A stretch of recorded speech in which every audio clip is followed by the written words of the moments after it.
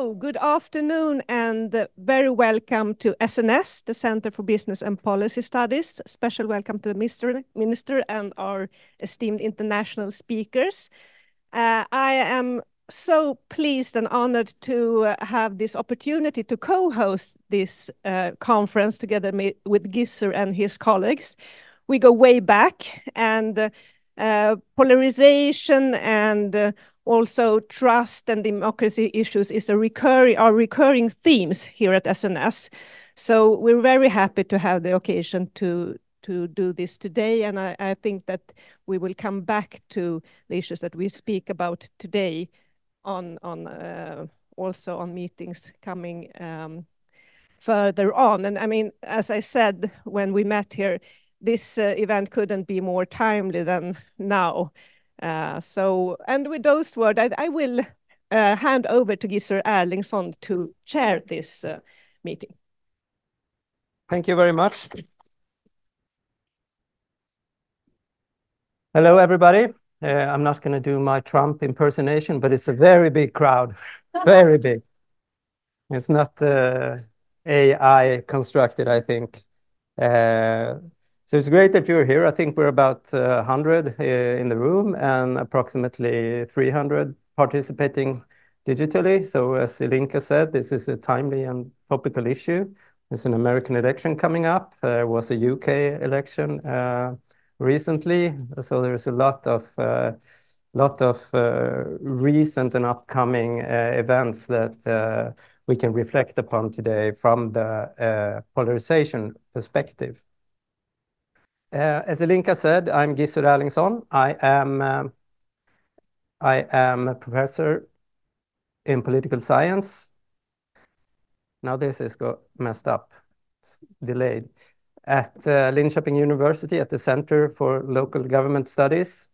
And the background to why we are here today is that I have been the principal investigator for a research project called A Polarized Society, ?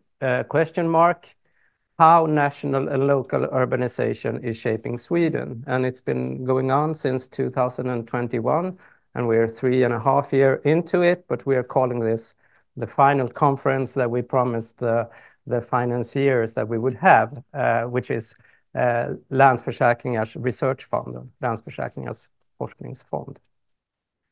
So that's the reason why we are here today. And just briefly, for you guys who are going to use this later, it takes a second or two before the picture changes. The background for the project and for why we are here today is a tendency that has been observed here and there in the world for the past 10 or 15 years, and that is that some parties that perhaps have an anti-establishment flavor or a populist flavor have gained strength and become stronger here and there across the world. And many people claim that they wouldn't have had this success unless they'd had such a strong support among the rural population. And some researchers, this is just jumping without even me pushing it now.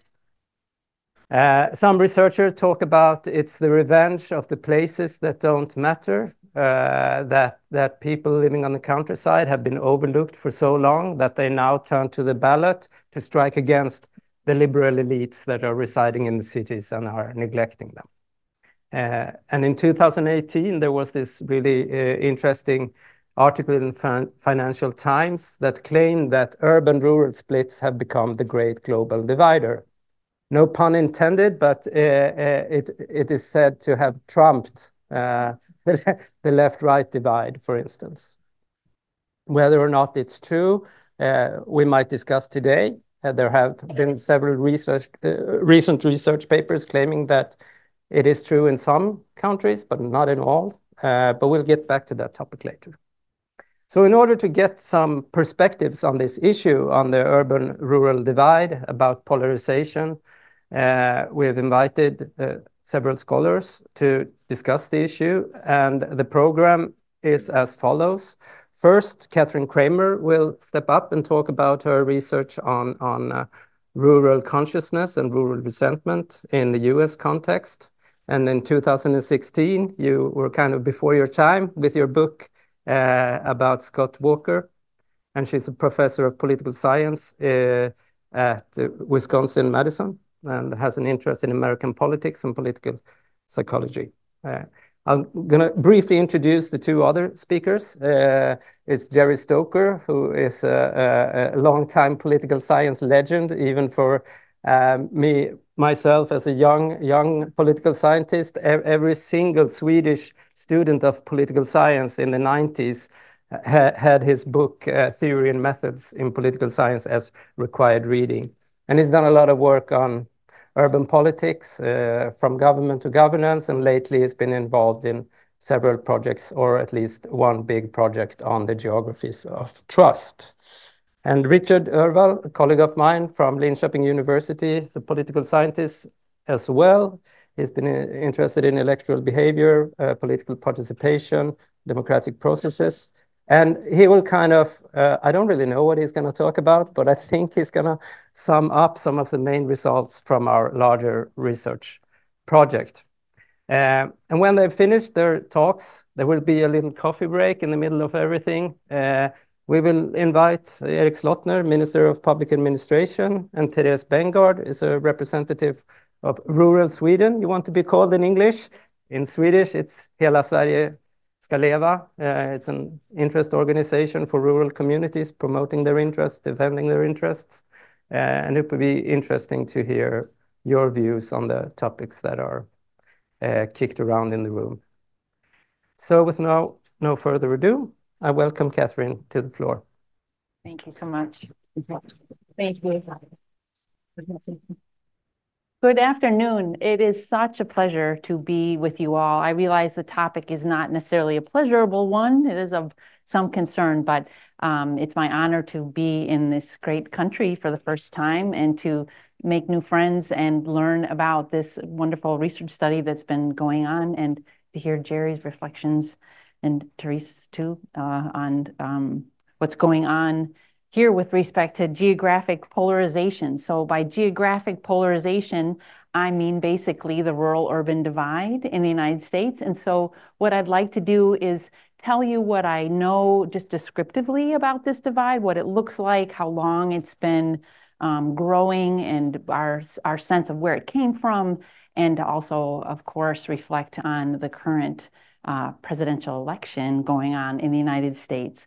So this is what I mean by the rural-urban divide. In a moment here, a map will show up that just is a visual of the rural-urban divide. What this is the results from the 2020 presidential election in the United States, where the red dots represent support for the Republican candidate, Donald Trump, and the blue dots represent support for the Democratic candidate, Joe Biden, at the time. And the size of the dot represents the size of the vote there, the density of the vote. And so what you can basically see is that in the more populous or densely populated places in the United States, you see overwhelming support for the Democrat, and vice versa in the rural or less densely populated places.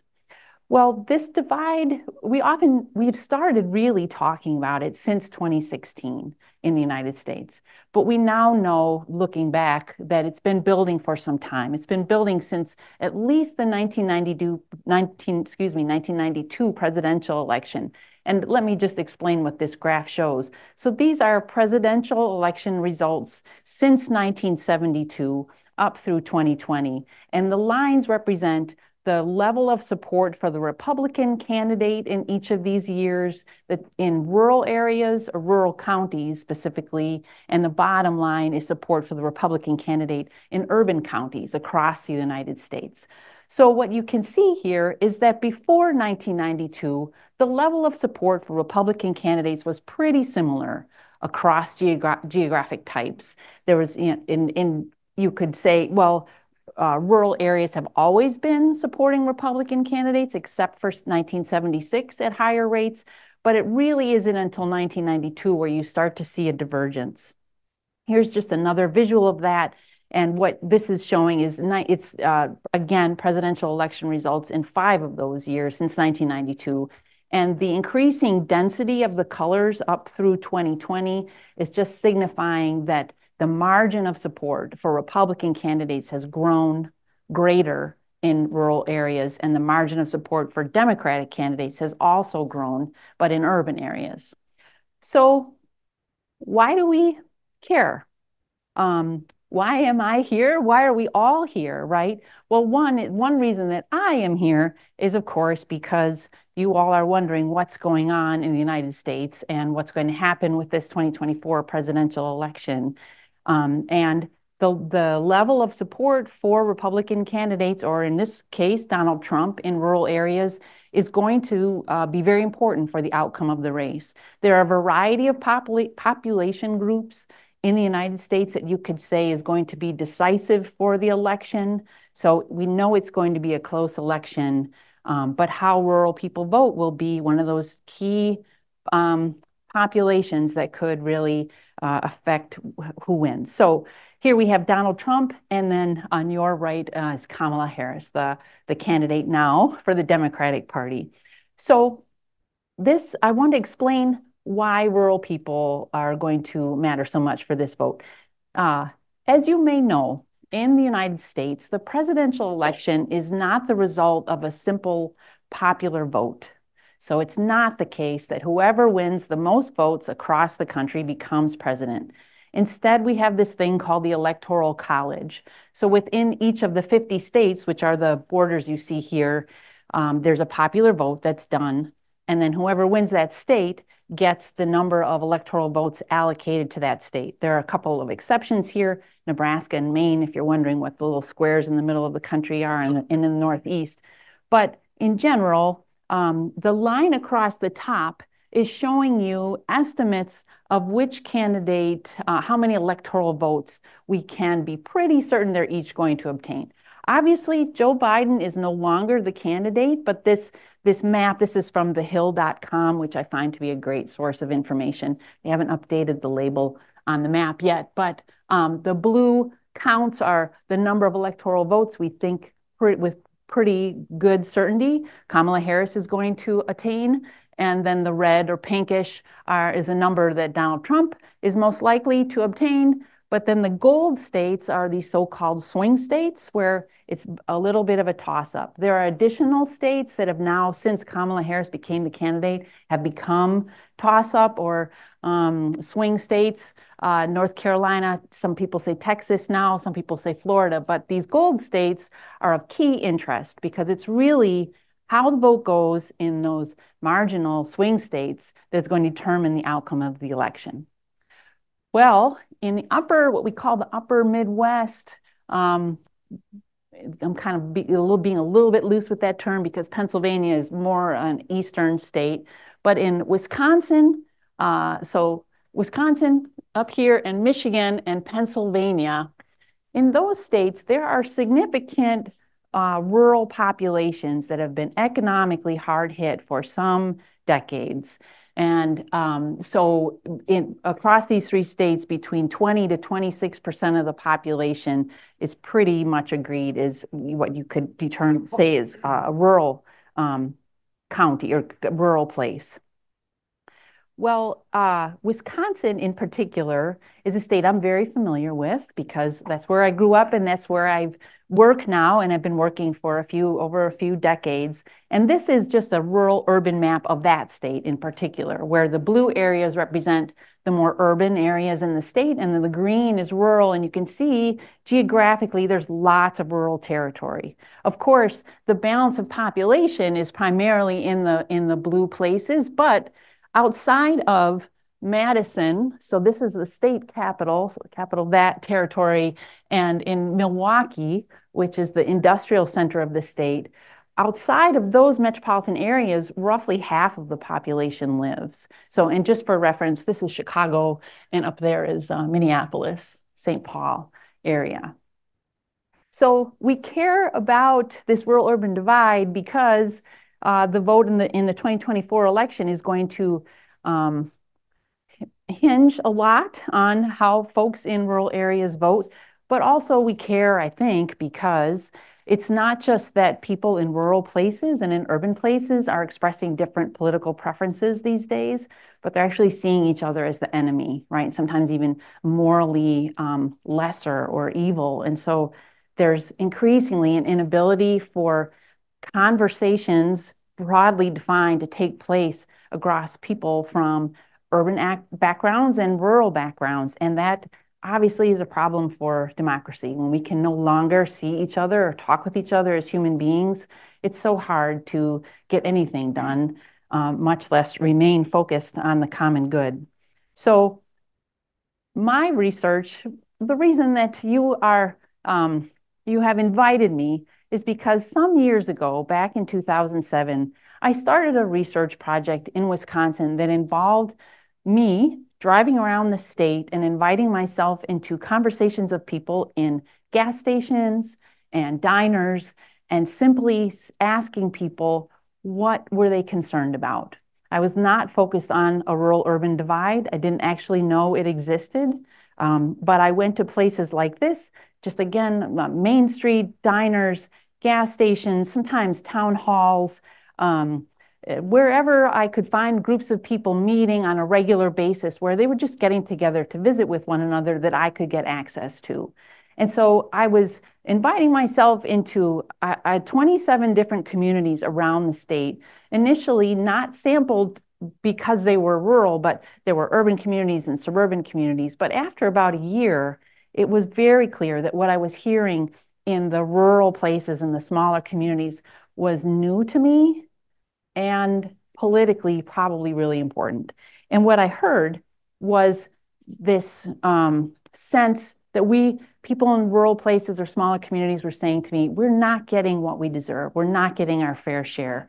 And they were telling me that with respect to what I think was three main things. One was resources. So they were perceiving that the good jobs were in the cities. They were perceiving that the wealth was primarily in the cities, that their taxpayer money, that seemed to them that they were paying a lot in taxes, but they couldn't see it. They didn't perceive it coming back to their own communities. So they felt that, we're not getting what we deserve. We're not getting our fair share because it seems that we're paying in a lot, but not getting things back in return. But they also felt they weren't getting their fair share of political power because they perceived often that decisions were made in Madison, that state capital, or Milwaukee, the major city in the state, and then communicated outward to folks, and that people weren't listening to their challenges, to their concerns. So they felt, we deserve better. We want to be listened to. We don't feel like we're being listened to. And finally, they felt that they weren't getting their fair share of respect because they perceived that the people making decisions didn't know people like them, didn't have experience in a rural communities, didn't understand what daily life is like in a rural place. And they perceived that the people making decisions didn't understand their way of life, but didn't like them, right? They were perceiving that people living in urban areas thought that they were uneducated and unsophisticated, sexist, racist, dependent on the group, but they felt looked down upon by people living in urban places. And that seemed to me to be politically really important. I had lived in the state many decades when I heard this, and it was a surprise to me, which was a good case in point. I grew up just north of Milwaukee, thought I knew Wisconsin like the back of my hand, but I had never taken the time to sit down with people and say, what are your concerns around here? What are you all talking about? So I called this resentment. It didn't come across to me as anger. People were very polite to me and opened up to me, told me all kinds of things about their lives. But it was resentment in the sense of this sentiment that had been there apparently for some time, probably growing. And there were many different layers to it, which is why I think politically it's so potent and so ripe for someone to tap into. So when I say there's many layers to it, they were expressing resentment towards cities and city people, but also decision makers, or what I just loosely call elites, often more liberal-leaning elites, right? So including the members of the Democratic Party, candidates for the Democratic Party, and sometimes racial and ethnic minorities too. in Wisconsin, as in Michigan and Pennsylvania, our rural populations are predominantly white, quite white, like very small percentage of people living in rural areas are people of color. So sometimes when they were talking about those people in the cities, it was another way of talking about people of color. So racism was a part of these conversations too. Well, when I say it seemed to be potent or fertile ground for someone to tap into, here's what I mean. So when you're perceiving that, you know, I'm a good, hardworking person and I deserve more, and I don't understand what has happened, right? Why my community is a place where people like me can't get ahead anymore. It's right for someone to come in and say, let me tell you that you should be upset. You should be not only resentful, but angry, and you do deserve more. And what you deserve is going to name your target of blame, right? So that's one way in which it seemed to be politically really important. But another was with respect to just what is the proper role of government in US society? It's been a huge debate, maybe from the founding, but certainly in the last few decades been one of the major divides between the parties. And so when you live in a place and you feel as though people like you in a place like yours aren't getting their fair share, and you look around and there's, you know, your main street is boarded up, literally like the shops, the businesses are closed. People were saying things to me like, whatever government has been doing is not working for people like us. It is not working in a place like this. So it's fertile ground for someone to say, why would you want more government, right? Why would you want to vote for the party, the Democratic Party, which generally is the party that is in favor of more government spending, more government programs? Why would we want more of that, right? They were saying to me. Well, lo and behold, I was in the field about ready to wrap up my study when a person ran for governor of my state by the name of Scott Walker, whom Gisela mentioned a few minutes ago. And he was the county executive of Milwaukee County at the time. So you might say this is a person from an urban area, but that was not at all his candidacy. He campaigned on a platform of, I've been executive director of the most urban county in the state, and I have dealt with those people. I've taken on the Milwaukee machine. And he also basically said, public employees in this state have it really good. They're the haves, and the rest of you are the have-nots. So he won. And when he won, he proposed legislation that undercut public employees, like within the first 3 weeks of his administration. This was the response in Madison, hugely unpopular, massive protests, thousands of people. On one Saturday, there was reportedly over 100,000 people marching around our state capitol.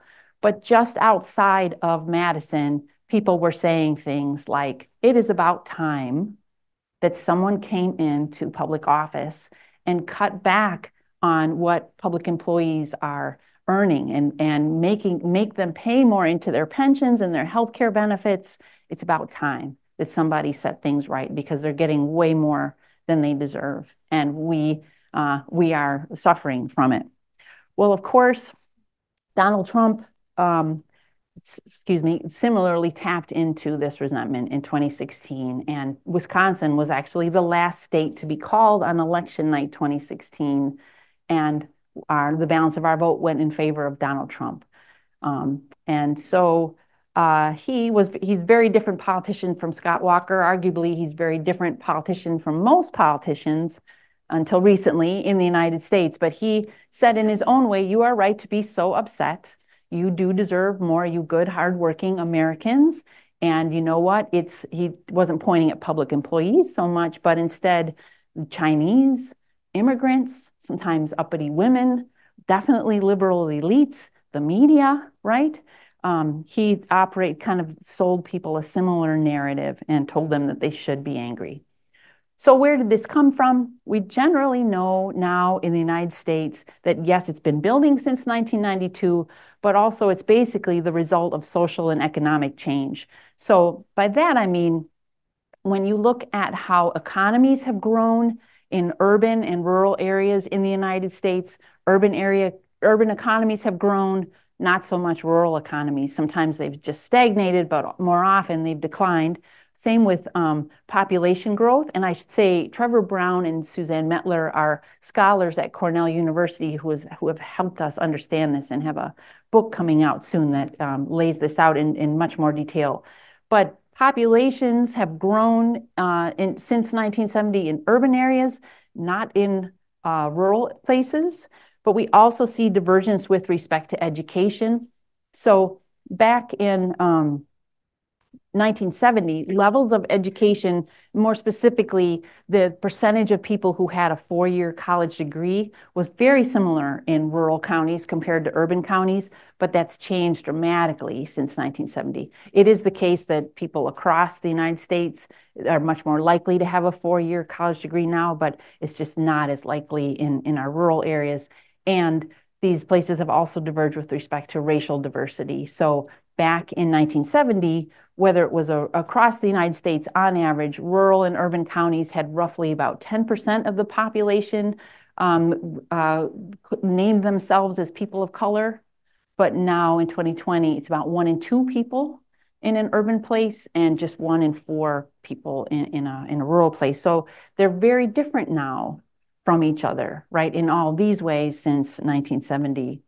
So the last thing I want to leave you with is that I have been very focused on this rural-urban divide, but in more recent years, I've been trying to understand where have our divides in general in the United States come from? And I will just argue to you all briefly that this rural-urban divide is a part of a larger divide that has developed in the United States. And I argue this to you briefly on the basis of a book that I've just completed with another political scientist in the United States by the name of Larry Bartels, who works at Vanderbilt University. And what we did was to make use of a panel study, so a study of people who were followed over the course of their life, who were first interviewed when they were high school seniors back in 1965.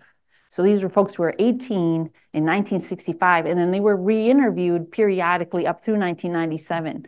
And what we wanted to know is, how did those folks respond to the Vietnam War, to the civil rights movement, to the women's rights movement, to economic change in the United States?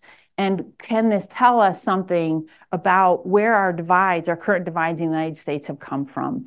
And we think you can see the seeds of our current divides, not just in 1992 or 1970, but even a little bit earlier, in that where people came from socioeconomically, the economic background of their high school classmates helped us predict how people responded to the Vietnam War and the women's rights movement. So people who came from a more wealthier background, wealthier community, were more likely to be open to women's rights. They were more likely to go on to college, which certainly boosted an openness to women's rights, but they were also just more likely to be open to women's rights in general. But also how people interpreted the Bible back in 1965 predicted how they responded to the civil rights movement. So people who back in 1965, when they were 18, said that the Bible is God's word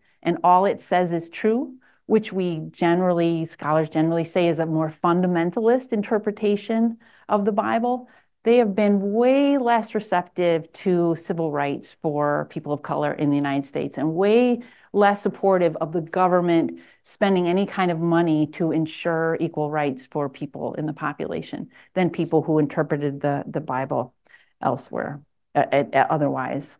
So finally, let me just come back around to 2024 and say that what I'm describing here is basically what we see as kind of the cleavage in our political parties right now, which is generally, the Democratic Party, this more educated, more cosmopolitan, cultural liberals who tend to be in our urban areas, as opposed to increasingly people who are from, whether or not their own background is one that's less affluent, but they're from less affluent communities, less educated communities, and they tend to be morally traditional.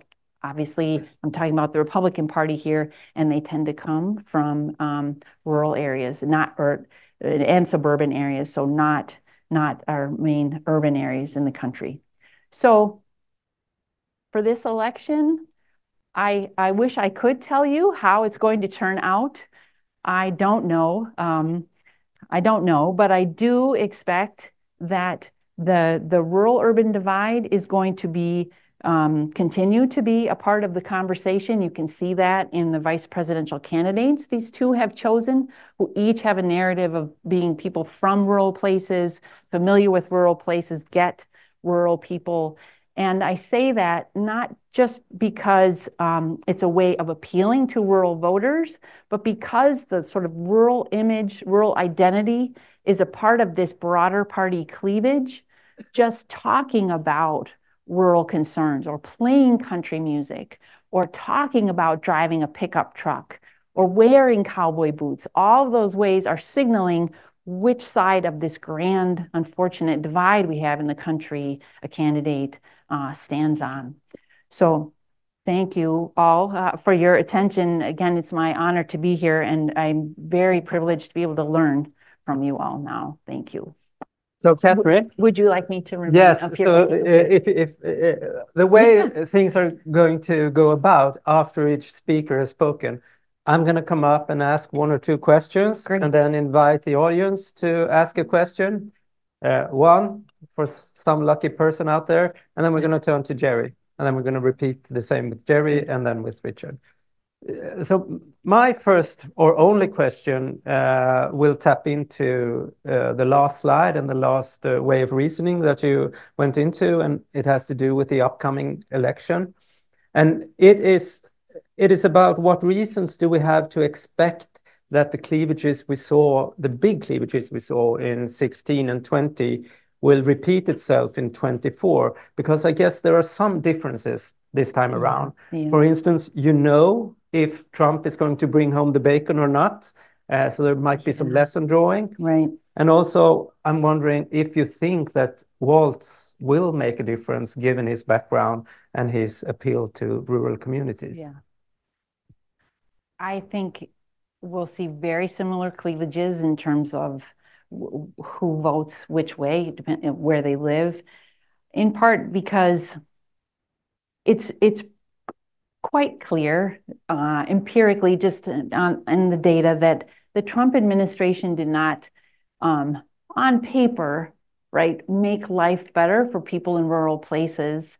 And the Biden administration, on the other hand, implemented some pretty bold economic policies that were intentionally targeted to rural places, right? So things such as expanding broadband access, which is astonishingly absent in a lot of our rural places.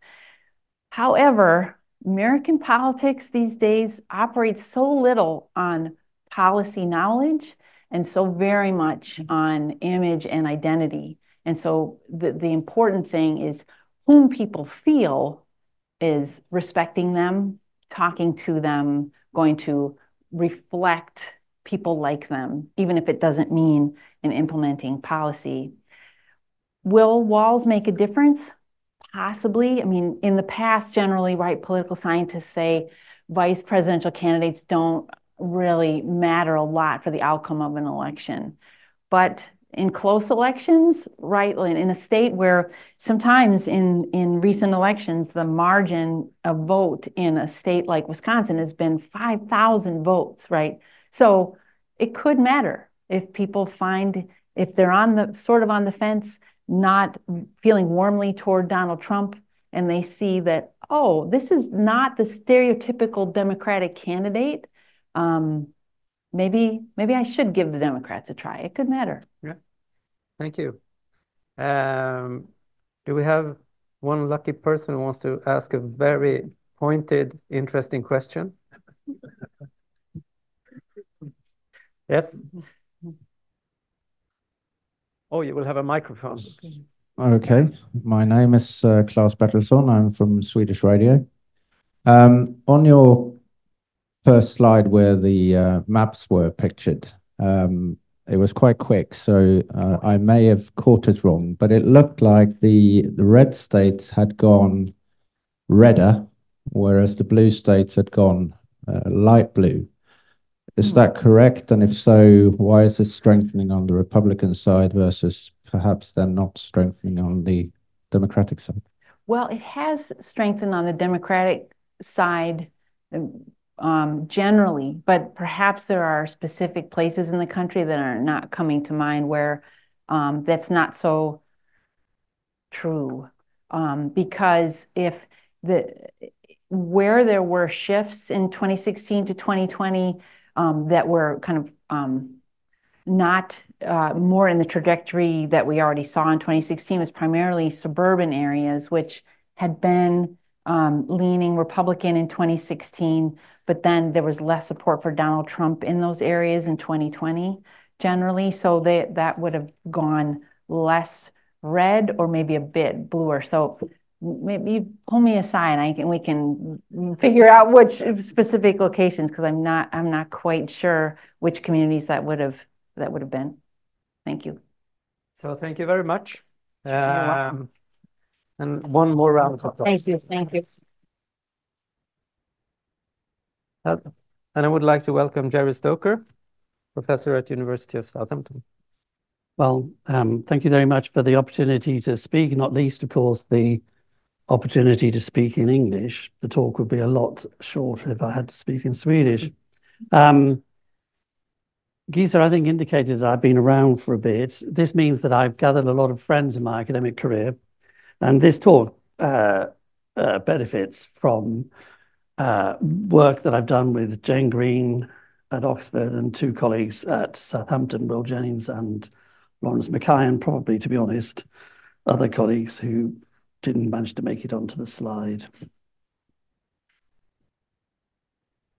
So what I'm going to do is try and set up the narrative that Gisa referred to in his introduction.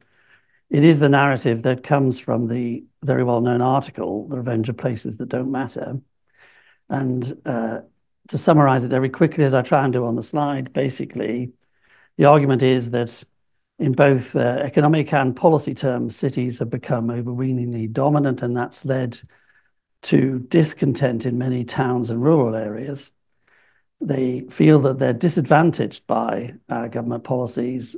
There's a resulting loss of trust in politics that in turn leads to a wave of right-wing populism with strong territorial foundations and a degree of polarization. I don't think that that's an unfair summary of the main line of argument that emerged maybe now 7 or 8 years ago.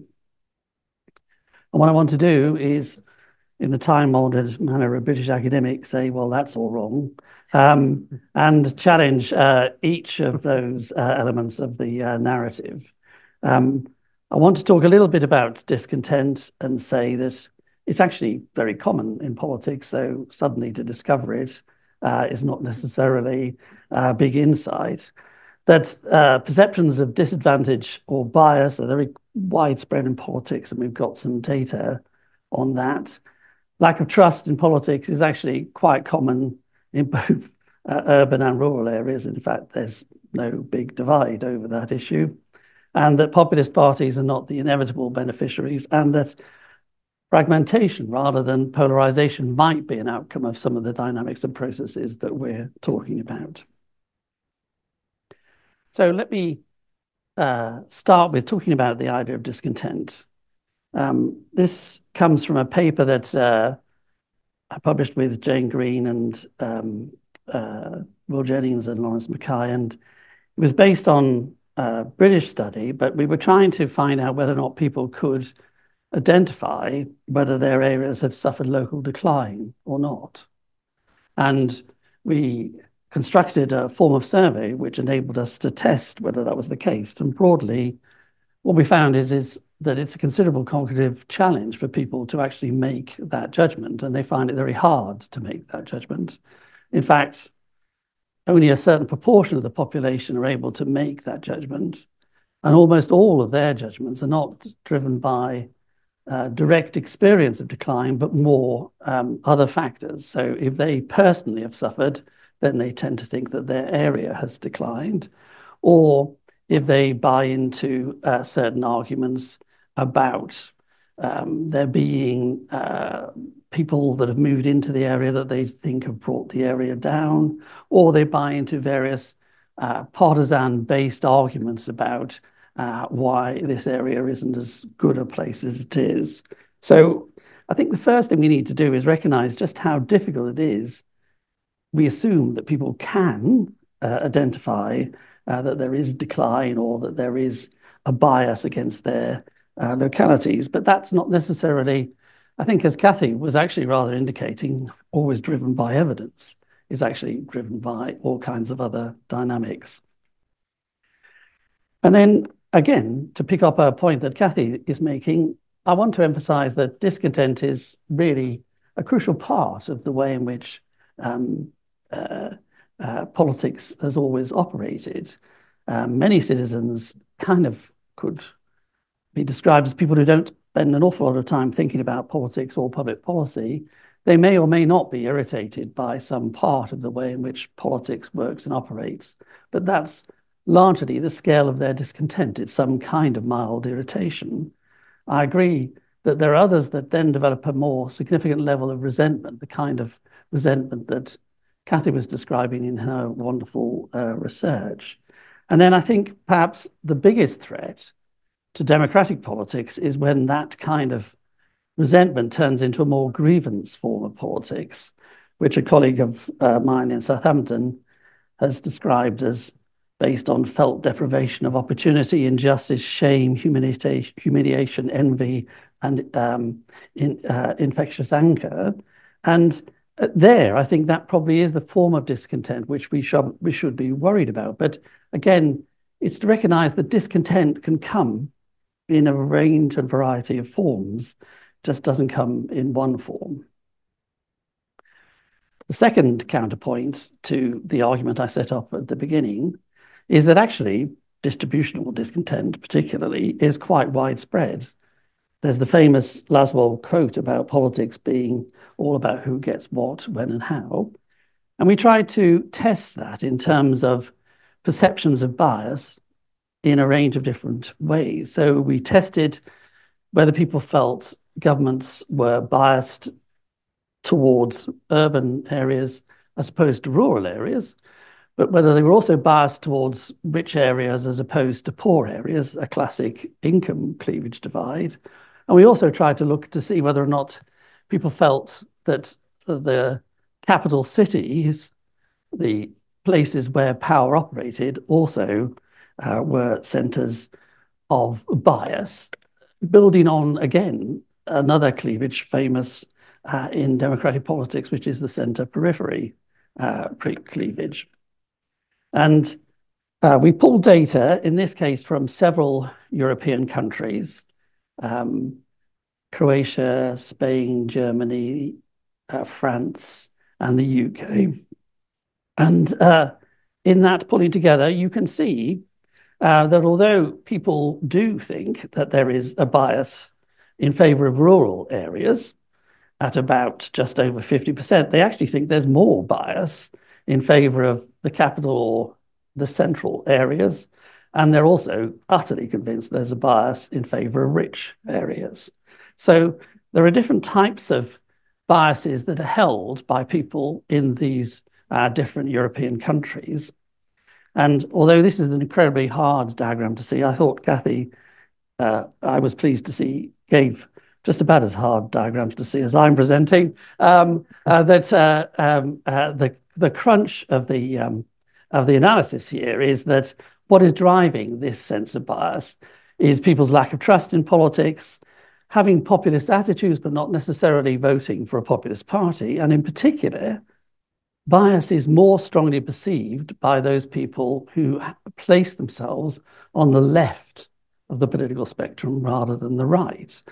And that in turn led us to an argument which I'll explore again in a moment or two, that perhaps these kinds of biases are not just exploitable by a politician of the Trump type, but they might be exploitable by different political parties in different ways. And then the third counterpoint was to touch on the issue of trust. And the general argument that I present is that really there's not much difference in trust levels between urban and rural areas. This is an argument which we developed using data across the world. And basically, the finding from the research work was that in countries with high levels of development, there are very similar levels of trust in government between people living in urban and rural areas. And in those with lower levels of development, actually, people in rural areas tend to have higher levels of trust in government. Of course, the danger, and I think a good counter-argument to my counter-argument would be that I'm not looking at trends, and possibly trends would make a difference in terms of looking at this material. But the further argument I wanted to make was that one of the bits of fun that you have when you spend 4 years studying political trust is you think, well, okay, so our work shows that trust is quite low. Why don't we try and explore what people say when they're not trusting? And we developed a series of survey questions which tried to distinguish between people who were expressing mistrust, that is, they were skeptical, they wanted to be better informed, they were trying to check what government did, people who were distrusters, that is, they absolutely knew the government was out to get them and it was treating them unfairly.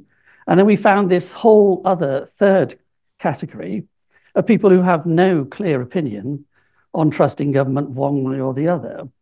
And if you look at that table, again, covering the same countries in Europe that I mentioned before, with the addition of Argentina, the punchline I'm trying to get to is that the green, which are the trusters, are actually the minority in almost all of the countries we study.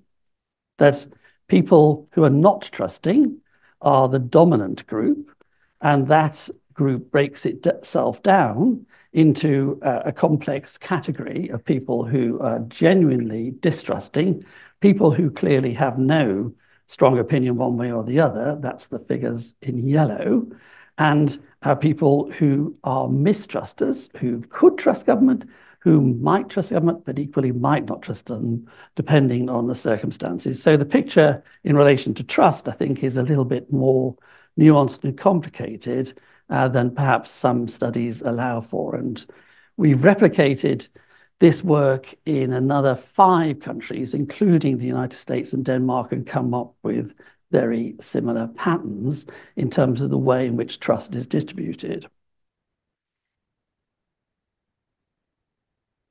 So that leads me on to the final point that I wanted to make, which is that because of the analysis I've tried to offer you, I want to try and argue that place-based discontent could be exploited by politicians other than populist right-wing politicians. You could look potentially at some interesting work that I read recently in political geography, looking at and making that argument in relation to Norway. You could look at the French recent elections and perhaps make that argument. But I'm going to focus on the UK, partly because Gerse argued that that would be a good thing to do, and partly because I wouldn't like to claim I have any expertise on Norwegian or French politics. In fact, I'm not entirely sure I have any great expertise on UK politics, but I've lived there a bit and I've studied it a bit. So this is, I think, the diagram that beats anything that Kathy offered in terms of its obscurity and impossibility to understand what the hell it's saying. And I hope you're enjoying it. But the basic thrust behind it is, if you can see those red arrows, they're all largely pointing in the same direction. Those are all the constituencies under which Labour gained from the Conservatives in the general elections held this year in the United Kingdom. And I think you get the idea that there is a substantial geographical spread in those gains. And if you look all the way up there to the Outer Hebrides, you can see that there was a significant Labour gain there, in fact, Labour won that seat. The point I'm trying to make is that it's not necessarily the case that rural areas will always vote for a right-wing party. In this case, they voted, in many instances, for the Labour Party. But behind that swing and behind the extraordinary number of seats that Labour won, there's a kind of other story. And it's a story of a massive fragmentation of voting patterns in the UK. Because of our first past the post system and because of our constituency system, Labour won a ridiculous number of seats. But if you look at the share of votes, you can see that there's actually a significant split now between 6 parties. And the SNP, obviously, the final party, the Scottish National Party, can only operate and stand in Scotland itself. But each of the other parties scored quite high percentages, and the distribution of seats didn't match those percentages because of the nature of our election system. But what I think it shows is that our divides are leading to fragmentation rather than polarization. And this wonderful diagram produced by Will Jennings after the election, the orange and brown colours really show where there are more effectively competitive parties, and the purple colours are those where there's really a one-party state, where only one party can effectively win. And I think you can see, hopefully, even in this faded version of the diagram, that there are very few purple areas. There's a lot of orange and brown areas. Let me just point out one, which is here, which is my constituency. That was a 4-way split. It was won by the Labour Party on the basis of 27% of the vote. Virtually all the other parties received very similar levels of vote. And what you find, even in areas like East Anglia, which is the area here that the Reform Party, with Nigel Farage, whose picture rather horribly appeared earlier on in this presentation, even in East Anglia, you find a massive split with an awful lot of votes for the Labour Party and the Conservative Party, but quite a lot of votes for the Green Party as well. So the idea that there is a kind of a trust issue or a resentment issue has led more, I think, to fragmentation rather than polarization, a product of perhaps the way in which parties have responded in the UK and the fact of the vagaries of our electoral system. So what I want to conclude with is saying that place-based discontent may be driving fragmentation, not polarization. And for me, that creates a slightly more subtle policy challenge than simply finding ways of providing more resources, more funds, or more support for rural areas. Because basically, if people are becoming more place sensitive, then maybe we need more place sensitive policies for all areas. That is, whether you lived in a suburban community, an urban community, or a rural community, perhaps there would be a strong argument, if you were the government, would be to develop a kind of much more place sensitive way of dealing with those areas. So not having national policies, but having policies negotiated at the level of place. And there's some evidence that that can be done, but just to form the classic academic role of saying, but it's going to be incredibly hard.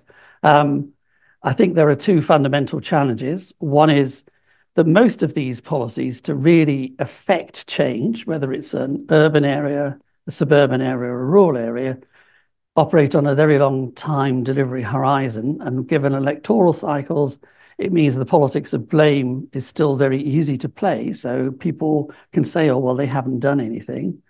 And then finally, there's always a tension between the policies you're trying to direct nationally and the policies that have to be constructed locally. And you have 2 forms of accountability, horizontal and vertical accountability, clashing with each other.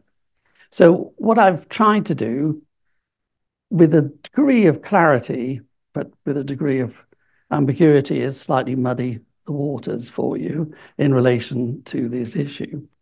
And just to prove I didn't make it all up, here are the articles that a lot of this is based on, and assuming that the slides are shared, I thought that would be useful to some people. Thank you very much for listening. Thank you so very much, Gerry, and thank you for putting some critical and skeptical perspectives to the overarching theme here today about whether a real polarization exists or not. You finished so fantastically well on time that I think I have 3 questions, but I'll let you choose. I have 1 empirical, 1 theoretical, and 1 political. Which one do you want first? Well, let's go for the political one. All right. So I think you ended in a kind of a strong argument for devolution and decentralization, and place-based tailor-made policies for localities. But would that solve anything in your case in the UK, since the municipalities you have are all at the size of like Iceland or something like that, for 500,000 inhabitants? So is it really local and tailored to the needs of the citizens? Yes, I can try and answer this. I don't know, it's a peculiar thing about British people, but they seem to be able to keep in their heads multiple scales at the same time. So if you meet a British person and they live in, say, Wigan, which is on the outskirts of Manchester, and you ask them where they're from, they'll almost invariably say Manchester, on the grounds that you've heard of Manchester, and they shop in Manchester, and they may well work in Manchester. So I don't think the scale issue is such a big problem. The UK is a very strongly urbanized area, and I think the distances that exist really aren't that few, that extreme at all compared to many other European countries, compared to the States, and of course compared to another country I'm very familiar with, which is Australia. So I think devolution and decentralized decision-making is going to be absolutely central to developing place-sensitive policies. The UK has had a tremendous tradition of centralized government for the last 30 years. So even modest steps in this direction would be an important change. All right, great answer. Do you want the empirical or the theoretical one? Well, why don't we go for the empirical one? All right. It's like, do you want to open the box or take the money? I think at this moment, I'll take the money, Gus, if you want to. But it's vaguely related to your presentation. Okay. It's what I could ask you after 4 beers or something like that. But we know for a fact that Brexit was highly divisive between centers and peripheries and urban and rural communities. I'm kind of guessing now, but that was the impression I've got from the research. What do people think today about Brexit?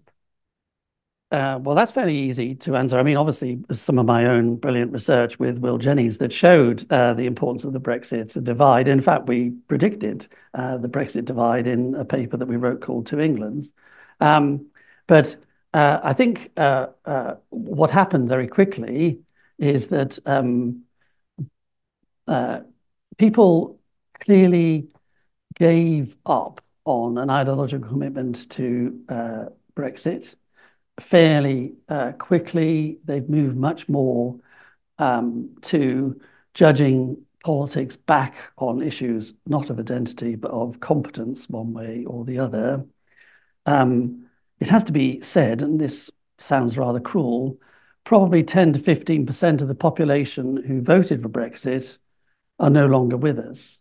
Brexit was heavily driven by an age divide, and I'm fully aware that as you get to a certain age, you don't necessarily last forever, and that's what's happened to a lot of the Brexit vote.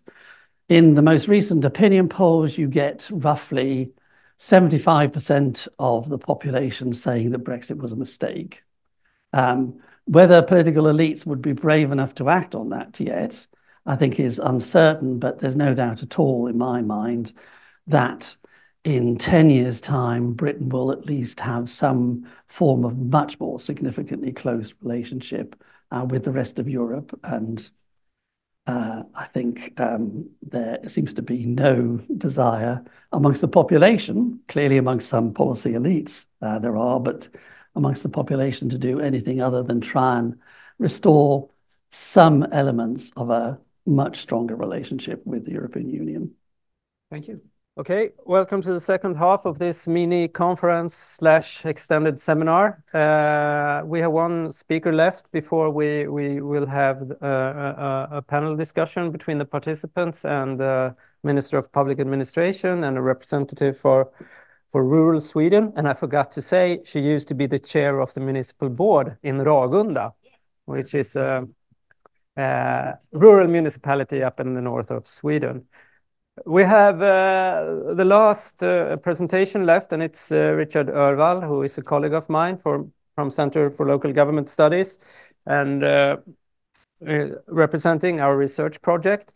And for those of you who are interested in the results from the Swedish context, you can send me an email. We have, I think we have 2 larger research reports in Swedish about polarization in Sweden, and about a dozen peer-reviewed articles, which are all open access that you can read for free. Welcome to the stage, Richard. Thank you. So, thanks to SNS for inviting us to present some of the empirical results from this project. So it's a bit difficult to come up now after Gerry muddied the waters here and see how I should handle that. So this is from the project that Gisser mentioned, A Polarized Society, How National and Local Urbanization is Shaping Sweden. And it's funded by Länsförsäkringens Research Fund. So it's, apart from Gisser and myself, there's also Susanne Wallman Lundåsen, who is somewhere here, I think. And Andreas Berg and Maria Brandén as the main researchers in the project. So this project started, sort of the background, we touched upon that in the previous presentations. After the 2016 election in the US, the victory of Trump, but also the Brexit vote earlier the same year, started a discussion about urban-rural divide. And this, of course, as almost all US debates, traveled to Sweden, and Swedish journalists tried to find, so what is the Swedish equivalent of the Rust Belt and so on. But this also gained a lot of scholarly interest. I mean, you heard from some of the main figures in this field before the break, so Kathy and Gerry. And as Gisser mentioned, Kathy's book, The Strongly Recommend, showed that this is, as she also presented, was a divide that was in the US before the Trump election. But our question was then, can we find this also in Sweden? Because you have to remember, most of the research back then was conducted in countries with a majoritarian representation system, so the type of system that Kathy talked about, the winner-take-it-all system, where somebody wins the constituency. And of course, in that type of system, there's a stronger link between the candidate and the geographical area, because you have to show what have you done for this area in order to get re-elected. In Sweden, we don't really have that system, so that's could that change things? But I should mention before I get into our results that there have been a lot of interest in this field in the scientific community, and a few recent studies have a cross-country perspective, and they sort of nuance the picture a bit, and they're more in line with our results, that this differs a lot between countries and countries, especially in Europe, and their results are very much in line with what I will present. So, what were we expecting when we started this project? Well, we could see there are some strong arguments for that we should also see an urban-rural divide here in Sweden, but also some argument against. So, on the one hand, we have this proportional representation system in Sweden. So all the votes have the same value. And of course, there are more people living in the cities than in the rural areas. So maybe politicians are not trying to focus on this division within the country. And we also have this party list system. So you have the ballot with different candidates, and you can in Sweden use a preferential vote. You can tick a box and say that I prefer this candidate over other candidates. But in the last election in Sweden, less than a quarter of the voters even used that opportunity. And you also have candidates that are not even living in your part of the country on the ballot. So the connection between the politicians and the geographical area is not as strong as in many other countries. And then you also have a relatively extensive and generous welfare state. And we have an ambitious system where the state and the richer municipalities distribute money to municipalities that have less advantageous demographic structure. So it also helps sort of even out differences within the country. But on the other hand, we have strong differences in the population trends. So on the map here, where you see Sweden, you can see the change in population from the year 2000 up until today within each municipality. The bluer areas are areas where the population has increased a lot. We have municipalities where since the year 2000, the population is increased by 70%.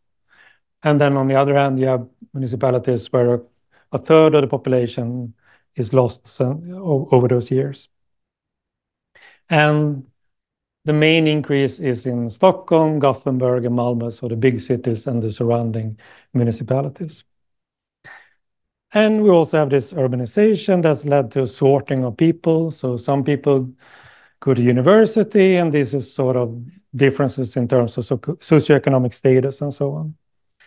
And a third argument is that, or why we could see this urban-rural divide, is that the presence of the state, and you could widen it a bit to say that the public welfare services have diminished in the access to them have diminished in some parts of the country, especially in rural areas.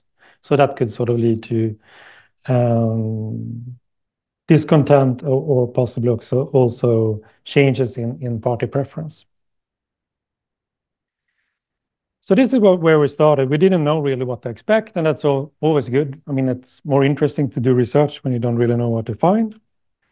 But the first question is, of course, how we should tackle this. So what is rural and urban in Sweden? And we don't really have any official definition in Sweden. What is rural and what is urban? So if you go to the National Statistical Office, Statistics Sweden's website, you can't really find any definition of this. So this lack of definition has caused some confusion where results are compared over countries, because what is considered sometimes urban in Sweden would be considered rural in other countries, right?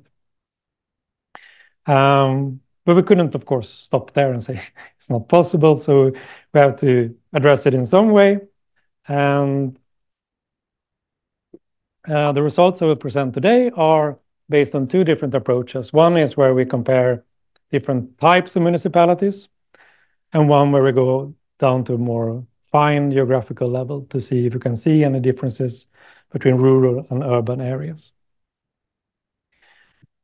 When it comes to this categorization of municipalities, we use a definition that is constructed by the Swedish Agency for Growth Policy Analysis, so tillväxtanalys in Swedish, where they have three broad categories of municipalities. So we have the metropolitan municipalities, so that's Stockholm, Gothenburg, and Malmö, and surrounding municipalities.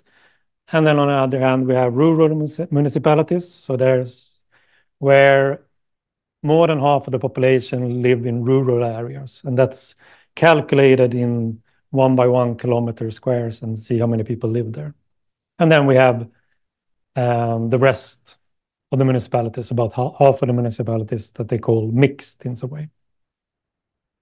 So if you look at the population trends for those three categories, you can see that over the last 50 years, that the Swedish population has increased a lot, but that increase has been in those metropolitan municipalities and also what the mixed, sort of the rest category. but not in the rural municipalities, in the yellow line here. And if we split this data a bit even more, you can see that there are those rural municipalities that are close to bigger cities where you can find jobs, you can commute to the job, but still have maybe a bit cheaper housing, more of a countryside environment and so on. Those type of municipalities, population has increased, but the ones that are more remotely located, longer distance to bigger cities, there you see this steep decline in population. But we can also see stark differences in terms of demographic structure between these three types of municipalities. So here you see population pyramids, so the age, sex distribution for these three type of categories. And you can see in these metropolitan municipalities, a large share of the population is in working age, right? So somewhere between 25 and 65. So they pay taxes, they don't need as much welfare services. But on the other hand, you see the rural municipalities, large shares are elderly or really young, so they need welfare services, school or elderly care, and you have smaller share of the population that are in working age and can contribute to that. So these are three major consequences. First, it's very difficult for these types of municipalities to change the population trend, right? Because there's more people dying there than are getting born. So in order to just keep the same population level, they have to have people moving into the municipalities. And second, they have a lot of costs for these elderly and the young people, and there are fewer people paying taxes, so that's costly. And third, they often have labor shortages because they don't have enough people taking all these jobs in welfare services and so on. So we have these types of differences, so that could lead to some tensions and could also lead to urban-rural divide in terms of politics or in attitudes. So what we've done then is to compare attitudes between these different categories of municipalities. And we can't see that big differences in terms of satisfaction with welfare services. People in these rural municipalities are a bit less satisfied with how democracy works, but it's not a big difference, and it hasn't really increased over the last decades. But then we want to see, so is there a political difference here in the political views? Do we see a political urban-rural divide here? So what we've done is we compare the vote share for each of the 8 parties in the Swedish parliament between the vote share in the metropolitan areas and these rural areas. So you have a difference for each party. We look at absolute difference, and then we assign them a weight depending on how big the parties are in the whole of the country, and then we just aggregate it. So we get an aggregated weighted measurement of this difference. And this is the same approach that's been used in many other countries. And if we do that, we can see that, well, this polarization has actually declined, especially in the 4 last elections. So the difference between rural and metropolitan areas in the vote shares between the different parties is smaller now than you go back to 2006. So these results sort of indicate less polarization, rural-urban polarization than before. But these are specific parties, right? We could also combine them, sort of the left-wing party, right-wing parties. That's a bit tricky now in Sweden because sort of the landscape has changed over the last few years, but almost regardless how you combine the parties on the left and the right, you get the same results. So less polarization than before. However, what is similar to other countries is sort of the trend, and that is that the parties on the political right are relatively more successful in rural areas than in our urban areas. So the trend is the same as in many other countries. The difference is that in Sweden, the situation was before that many parties, or I should say mainly the Social Democrats, was stronger in the rural municipalities than in the more urban municipalities, and vice versa for the big party on the right, the moderate party. So this trend has actually decreased polarization, even though the trend is the same in other countries. So if you look at the current government, the parties in the current government, and combine their vote share with the Sweden Democrats that support them, then the last election was the first election when this sort of coalition of parties had a stronger support in these rural municipalities than in urban municipalities. And that means we become more like other countries. And it also means if this trend continues, then it will probably lead to a bigger urban-rural divide in the future. But that's, of course, a strong if. And this sort of change in the type of coalitions is related to the entrance and the very successful Sweden Democrats, sort of the radical right party in Sweden, as we label them in the research. And the success for that party is probably one reason why you could still talk about urban-rural polarization, because if you look at their support in these three different types of municipalities, you can see that, well, their support have increased in all three types, but much more in the rural municipalities. So in the last election, the gap was 12 percentage points, so quite big, right? So the general picture, less polarization, but still, I mean, if you focus on the Sweden Democrats, then maybe you could talk about, to some extent, more of a polarization, right? But I was using this categorization of municipalities. How about if we go down to finer geographical level, right? Maybe municipalities too big. There's differences within these municipalities. So we conducted our own sample survey of Swedish residents born in Sweden. And this has some specific design features. So first of all, we devoted half of our sample to 18-year-olds. And the reason for that is because 18-year-olds are still living with their parents. They haven't moved somewhere to get a university education or find a job. So they haven't really sorted themselves geographically in Sweden. And then the rest of the sample is 19 years and older. And in the other dimension, we use this classification by Statistics Sweden in DESO areas, so really small geographical areas, roughly 6,000 in Sweden. And we calculated for each of these areas the population density. How many neighbors do you have in the 100 by 100 meter square? And we've taken the extreme tails. So the 10% most urban, most densely populated, the 10% most sparsely populated. So just try to find some differences here using the most extreme. And we have a fairly big sample, 8,000 individuals, but as you know, these days, the response rates are not what they used to be. But still, we get a decent number of respondents, so roughly 2,700. So this is our survey, and there's a lot of results from that, as Gisser mentioned. In our report, we present a lot of findings from this survey, but I just want to share some results from the survey. So similar to what Gerry mentioned, we find that the general social trust is about the same in these different types, so the most urban, the most rural areas. But if we look at the local social trust, so how much you trust people in your local area, then it's much higher in these rural areas. And it sort of makes sense, right? That's where people know their neighbors and not in the urban areas.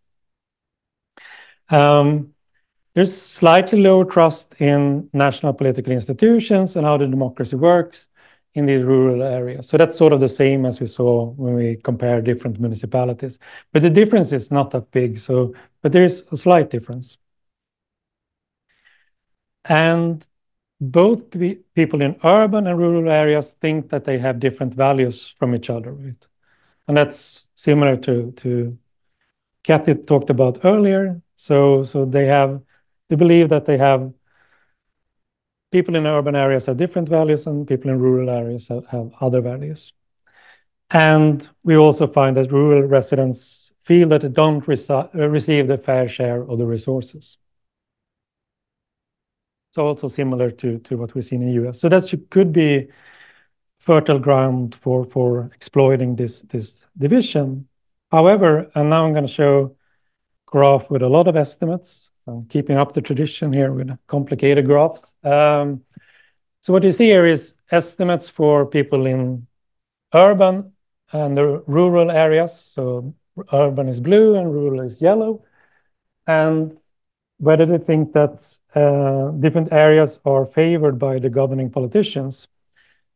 And what I want to emphasize here is that you don't see that big differences between people in the rural and urban areas. And interestingly, they both think that big cities and the Stockholm area is favored by the governing politicians. Maybe not surprised the people in rural areas think that, but also people in the most urban areas of Sweden think that Stockholm and big cities are favored by governing politicians and not the rural areas. So we don't seem, at least in this aspect, we don't seem to find sort of a hostility for people in urban areas towards the rural area. Might be because a lot of people in the urban areas have relatives or family in rural areas or not. When it comes to political views, then we find similar results. So people in the rural areas are more right-leaning, and people in the urban areas are more left-leaning. But then it comes to those 18-year-olds that haven't sorted themselves geographically. Our expectation was that maybe we would see smaller differences among them, but in fact we see bigger differences, both in terms of party choice. The moderate party, the Sweden Democrats, are much stronger among 18-year-olds who live in rural areas than in urban areas, and vice versa for especially the left party and the Social Democrats. We can also see it if we see where people position themselves on the left-right scale. So higher numbers mean further to the right. And you can see that if you look at sort of almost all of the sample, 19-year or older, there's slightly more to the right in the rural areas. But if you look at the 18-year-olds, that difference is even bigger, right? So that came to a bit of a surprise for us. But then other research done in Germany find similar results. So it doesn't seem to be something specific to Sweden. However, I should mention this is a cross-sectional study at one point in time. We don't really know if this is sort of an emerging urban-rural divide or if it's just something happening in this specific cohort and might change next election. So that's why we hope we can replicate this survey with further waves to have this panel study in a similar way that one Kathy talked about before the break. So let me just end on a different slide here that shows that they don't see the future so bleak in these rural areas. So this is what they think about their own area in development in 5 years' time. And you can see that the people who think that it will be worse in 5 years' time is very small. And that's both in urban and rural areas. So of course, most people think they will be about the same, but there's more people thinking it will be better than worse in the future. That's also for these rural areas. So the general view in this we find in the survey is that people in rural areas really like their neighborhood. They think they have a positive view of the future, but they still don't think that they get their fair share of the resources. So in summary, we don't really find the same urban-rural divide in Sweden as in many other countries, but we find similar political trends where people on the right, political parties on the right, particularly the Sweden Democrats, are relatively more successful outside these metropolitan municipalities. But so far, this has led to a decreased polarization. If the trend continues, well, then we probably will see increased polarization between urban and rural areas. And this is a bit surprising finding here, the more pronounced urban-rural divide in party preference among the 18-year-olds, that we still hope to sort of get the opportunity to come back to these 18-year-olds in a few years' time to see if this still is the case. And also this interesting finding that both urban and rural residents believe that urban areas are favored over rural areas. That sort of could be something to build upon to change policies, I assume. But also this positive note that there's optimism in both these types of areas. So that was it. Thank you. So this might perhaps be a bit ridiculous because I usually talk to Richard more than I talk to my own wife, but I'm still going to ask him some questions. It's a bit of acting. You touched upon it in the presentation, but since we started this research almost four years ago, what would you say has surprised you the most in our findings? Well, I guess the results that we ended upon here that we find a bigger difference in party preference among the 18-year-olds between rural and urban areas, because this is before they have sorted themselves geographically. So you could assume that people who are after those, maybe in 5 years' times, when a lot of those young people have moved to another part of the country, to university and so on, that this difference would be even bigger, right? So it's a bit surprising to find them even before they had the chance to move somewhere else in Sweden. That would I say is one of the most surprising results. To me, you mentioned a type of result that surprised me when we started out doing this, and it is that if we compare individuals living in the most rural municipalities with people living in metropolitan municipalities, we really don't see any difference in satisfaction with welfare services like schools, elderly care, and so on. But there is a difference in the satisfaction with democracy. Yeah. How shall we understand that result? Yeah, I think the problem with these surveys when we ask questions about welfare services is that a questionnaire is sort of a very simple question. So and we ask people if they have confidence or trust in these welfare institutions.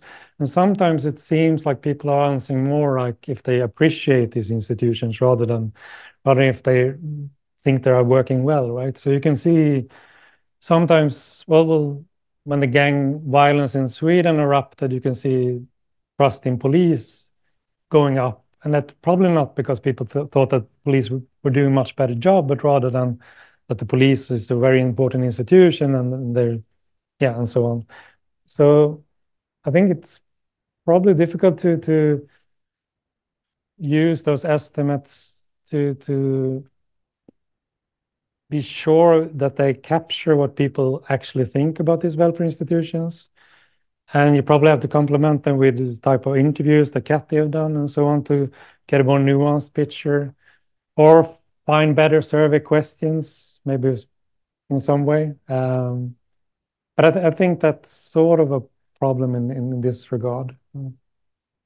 So the last question then, what we've done lately in the project is something that you haven't talked that much about, but we've started to treat Swedish municipalities are, when you look at the surface, among the biggest in the world.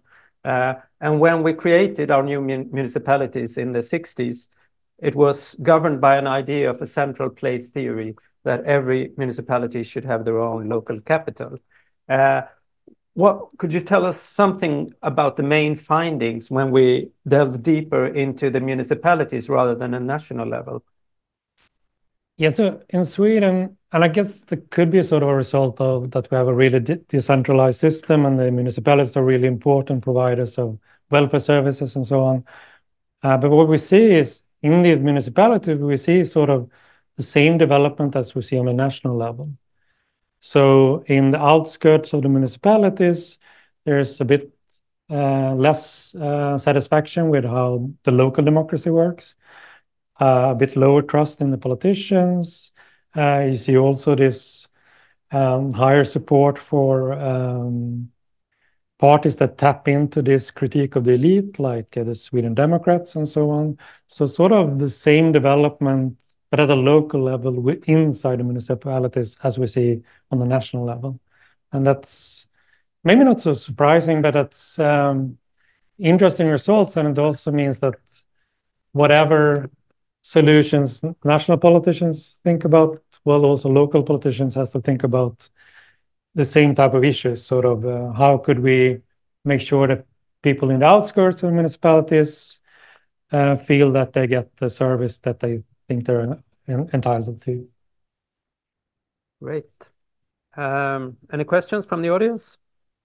Sven-Olof Karlsson, in the front. Sven-Olof Karlsson, UGT-NTO. I was thinking about the election system. In Sweden, we have the proportional system.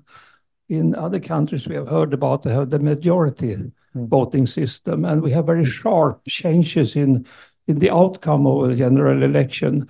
Have you considered what the election system could have such an impact on how this will work out when it comes to rural and the central parts?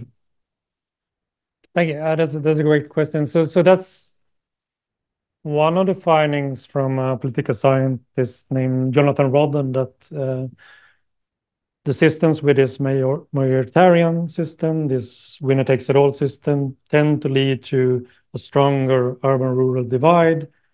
Also, from his findings, it tend to favor parties on the right, political right, but that's sort of related to that they, in those countries, are stronger in the countryside than in the urban areas, right?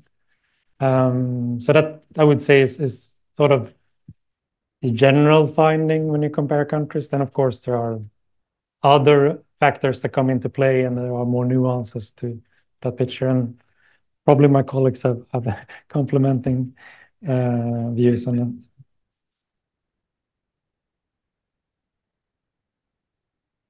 Front. Yeah. Hi, thank you to all three speakers for great presentations. My name is Lynn Lerpod. I'm at the Stockholm School of Economics.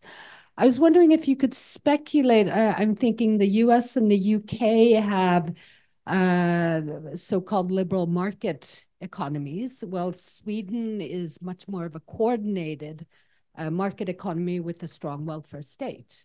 How does the welfare state moderate polarization? Could you speculate on that? I mean, how does that, we've talked a lot about the parliamentarian system, but what about the welfare state and the structures around that?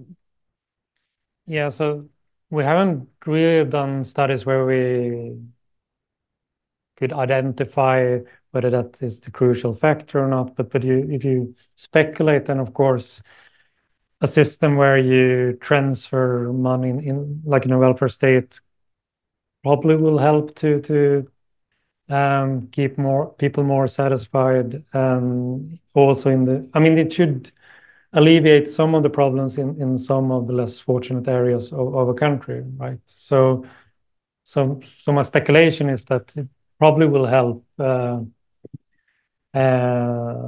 the urban-rural divide, but I haven't really done any studies that can say anything for certain. Right. All right. Before we move to the next section of this mini conference / extended seminar, when I'm going to ask Erik and Terese to step up and Richard to step down, I just briefly want to ask you a last question. Historically in Sweden, this is tapping into a comment from Gerry earlier about that the feelings of the rural communities can be activated by various forces. Previously, the Center Party in Sweden had a pretty strong hold over the rural voters. Could you tell us shortly what we know about the development of their demographics over the past 40 years? Yeah, the way you ask the question seems like you know the answer to that. Well, yeah, so the Center Party in Sweden, so the agrarian party in Sweden, has sort of have a strange development over the last few decades. So they've changed their party positions on some key policy issues, but they also changed their support has changed a lot. So they used to have a much stronger, as you said, much stronger support in rural municipalities than in urban, but that has changed now. So now they're about the same in both type of areas. And also you see the same development inside municipalities. They used to have a stronger support in the outskirts of municipalities. Now there's no difference between the center of municipalities and outskirts. And my guess is that it's related to changes in policy positions, but also, I guess, other parties competing on the same issues as they have in the center, right? So you have parties that campaign on issues that taps into this urban-rural divide, and then there's more competition of these voters, right? Yeah, great, thank you.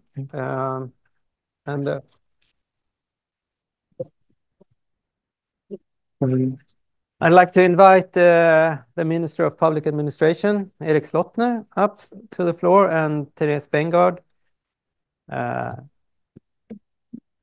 Can't remember. Head of Operations of Rural Sweden. And I'm gonna start by asking Erik a couple of questions, and then you, Terese. And after a while, I'm gonna get Gerry, Kathy, and Richard on stage. Start with you, Erik. Does anything here, what has been said today, come as a surprise, or is this known material for you in your role as a minister and your role in your party? No surprises at all. I knew everything before. No, I'm sorry. There was 3 very interesting and good presentations, so thank you so much. And but it is not a big surprise that the divisions seem to be less in Sweden than in UK and the United States. That's what I thought as well. So that was good to hear, I must say. And first of all, I would say that there has always been division between rural areas and urban areas in Sweden. I mean, let's say the Center Party, for example, has always been very big in the rural areas, but haven't hardly exist in the bigger cities until recent years. I mean, there has always been a big division between rural and urban areas. Maybe nowadays or today it's more cultural inspired, more cultural related. It's more about immigration policy, gender equality policy, LGBT rights. Before, some decades ago, it was much more about economic issues that was divisive. Maybe that changes the tone in the debate, and it tends to be or become a bit more aggressive or harder, the debate. And I think it depends, among other things, the kind of questions or the kind of topics that divide us. The thing you brought up now kind of taps into a classical debate within political science and sociology, and it has to do with whether or not the parties are mere reflections of wishes and preferences and demands among the electorate, or if politicians themselves, by appealing to certain groups and using a divisive language, can create new cleavages. Do you see a role that the parties themselves have in creating the cleavages we see a little bit in Sweden, but more perhaps in the US and the UK? That's for sure, absolutely. And all politicians have a responsibility to calm down the tone and the debate, of course, in some way. But if we appear too calm and to kind of way of compromises all the time, then we get criticized for not having enough with energy in the debates. I mean, however we act, we get criticism from the audience and from the public. But of course, politicians have a great responsibility on the way we act and the arguments that we use. I just want to add another thing, that now we talk much about the differences between the rural and the urban areas. But if you take the metro from here, sit in the metro for 15 minutes, you come to Rinkeby and Tensta. Very close to Stockholm, but a totally different kind of Stockholm and a kind of society than if you are in Kungsholmen or Södermalm. So there are divisions also within the urban areas that I think are much bigger than between the rural and the urban areas, because this is much a question about level of education as well. Higher educated people think to be more like-minded than lower educated, for example, between each other. So I think there are conflicts between lower educated and higher educated, between immigrants and newcomers to Sweden and people who are born and raised here. So there are not just a conflict or division between rural and urban areas, but also between different societal groups. So I have two last questions for you, and I just came up with the first one when I saw Richard's presentation. And you can see that people living both in metropolitan municipalities and rural municipalities think that the government makes decisions that prefers the urban areas and not the rural areas, and you're kind of responsible for these policies. Can you recognize this picture, or do you think perhaps that this is more of what Kathy talked about, people imagining that this is the case without really knowing? That's a very hard. Actually, I think it's a very difficult and hard question to answer. I think there is an imagination that not always is true, but sometimes, of course. But before I was appointed as a minister, I used to be the deputy mayor in Stockholm, and we always complained that Stockholm didn't get a proportional amount of money for investing in infrastructure, for example. and Dorothea and other mayors all around Sweden complain about other things, and so I mean, there is no one answer on that, but. Absolutely, the feeling is that, and maybe my imagination is as well, that we are more focused, not just the politicians, also the journalists and the newspapers and the whole media are more focused on the urban areas than the rural areas. Absolutely. All right. So before, but this government tried to decrease the cleavage that exists between urban and rural areas. Because that is my last question to you. That we can see that many of the most rural areas are suffering. They are losing populations, and they are struggling to recruit people to their core welfare services. And we can also, as Richard showed, see some tensions between the rural and the urban areas. As a Minister of Public Administration, you have a toolbox that could be used to keep the country better together. Is there something more you can do, or that you have been thinking about policies implementing to keep the country better together? I mean, the most important tool that we have is the financial equalization system that has been mentioned here, and that is going to be changed. There is just an inquiry that was presented in July and is for consultation now. So, and that will compensate structural differences and structural disadvantages, among others, in the rural areas. I mean, that is the most important tool that we have. But we also have the Authority National Government Services Center. We now have, I think, 147 officers all around offices all around Sweden, where some public authorities are gathered under one roof in one local office. That is one way of making the public authority and the state level more visible in the countryside as well. I would say digitalization is an enormous opportunity, and I'm also responsible for digitalization in Sweden and to rolling out broadband 5G in the whole of Sweden. There is that creates good prerequisites and conditions to live on the countryside, to make different services online, to make shopping online, to get things delivered to your door and to your home, and also, not least, to work remotely from your home, for example. So that creates good conditions for the countryside and more rural areas. Thank you very much.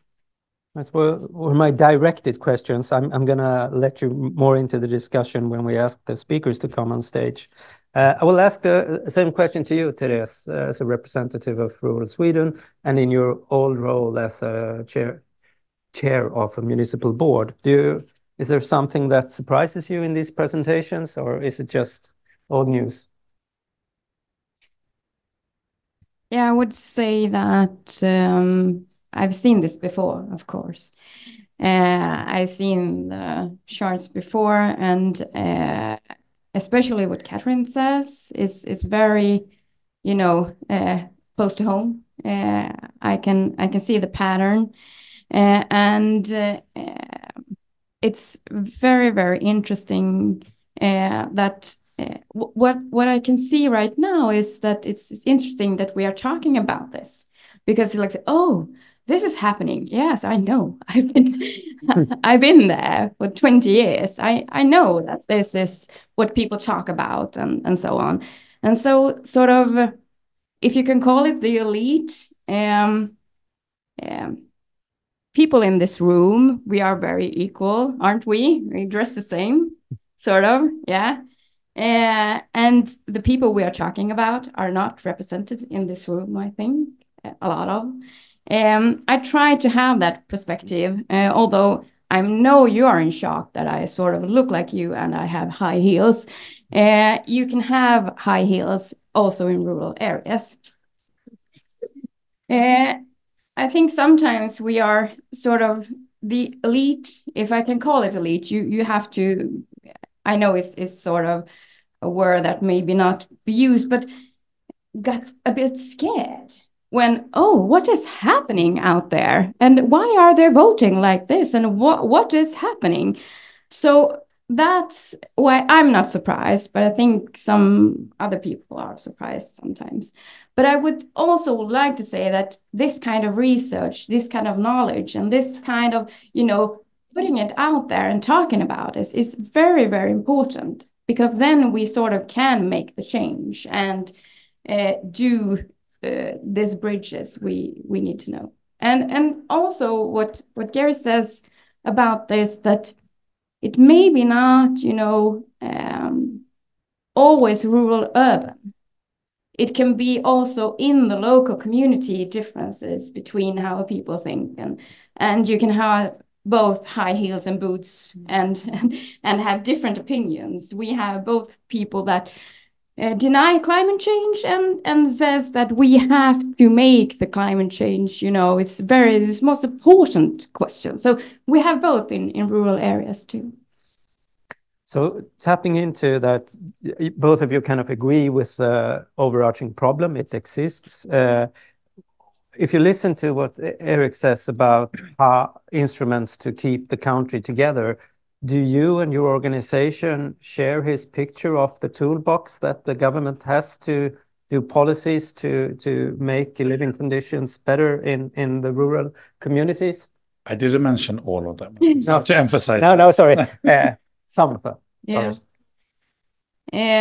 I would say that if you go out there, people will not say that the government or the state or the local politicians do enough. That's my opinion. And we've done a survey around this, and 7% of the rural area, people living in rural areas, says that they think that the politicians in Sweden have a rural perspective of the politics. And as you say, the resources, they don't think it's enough. Very similar to the US. And it would be so good if we could have this, what Gerry also was in, this place-based policies. Not the same solution everywhere, not the same organization everywhere, but the resources to do this. And as you said, it also in urban areas are very different things you have to do. So you have to have these glasses on every place you are and have a place-based policy. And to really, really put the resources where people want it. They want to have good healthcare. They want to have a school that their children can go to. They want to have roads that we can actually drive on. And we want to have broadband. Should it be so hard building broadband in all of Sweden? No, he says, yes, we are going to do that. Perfect. So I think we have both how we view these things and also put the money where the talk is. Yeah, perfect. Before I ask the speakers to come up to continue the discussion with the two of you, one last question. You used to be the mayor of a rural. The mayor, I was. Well, you don't call it the mayor. No, you don't call it the mayor in Sweden. You were the chairman of the board. Yeah. Spelled B-O-A-R-D, not B-O-R-E-D. Anyhow. Richard and I talked a little bit about holding a municipality together, and you live in one of those. Was the chairman in one of those funny municipalities where you couldn't name it after a central place. Am I right? Yes. Do you recognize the difficulties in having welfare services over the entire municipality? Yes, it's so hard, and it's exactly the same that we sort of, the central area is getting all the resources and we are not. There was a merge, 3 municipalities in 1974 got one, and God never forgotten this. I promise you, I moved to the municipality. I'm not born there. And the first thing you get to know is this is 3. We are not 1. So as the mayor or mother of this municipality, you have to give your children, the 3 of them, the same, it has to be fair. And it's extremely hard because in this type of municipalities, in the board, you discuss what should we save money on? How can we sort of pick this down? Which school should we close? I mean, it's not fun. I should say it's very funny to work in local politics because we need more of that, but we also need the resources. And I have to say, also in Ragunda, we produce 10% of Sweden's electric power in this municipality. Why it's lights here is because we are producing it, sort of. And we, this kind of, we don't get anything of this. We see the money just floating to Stockholm. You get some money back in the polarization system. So. Yeah, sort of. If we were a Norwegian municipality, we would be like. Don't get too polarized now. No. But it's the same. It's the same in every municipality. I would say that the region, the city is getting the resources, and the countryside and the rural areas feel like they don't get enough. It's the same. Thank you. Thank you. Could you please come up for some last final discussion and words?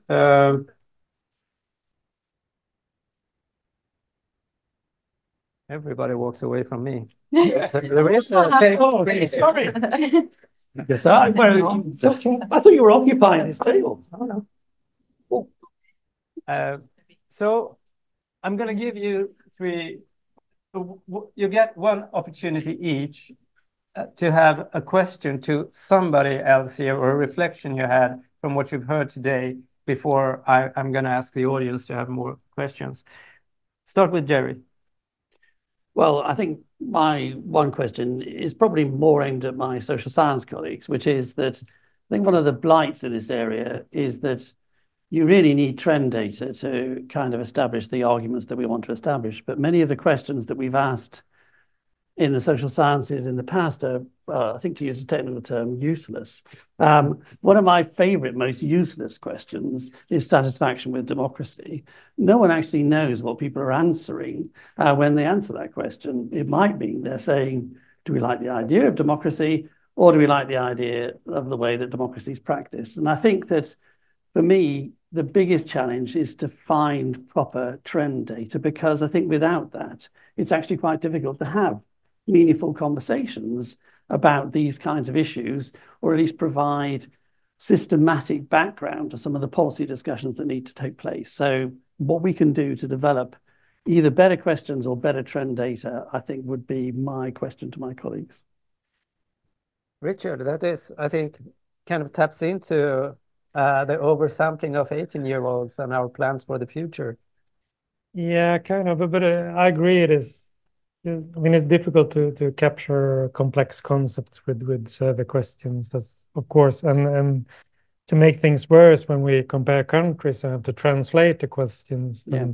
So why are people so trusting in Denmark? Is it how they formulate the question there, or is it what is it, right? So I think that maybe I got some inspiration from what Kathy mentioned here, from the question about how people interpret the Bible. So maybe we could find other questions that are not so vague, that we know a bit more what people are answering, but maybe not exactly focusing on what we want to capture. That might be some way, some path forwards. But of course, the problem is, before we have trend data, we have to wait a lot of years and then get funding to replicate those surveys. So yeah, I don't know if that was but from our perspective, we hope to replicate our survey a few times to see.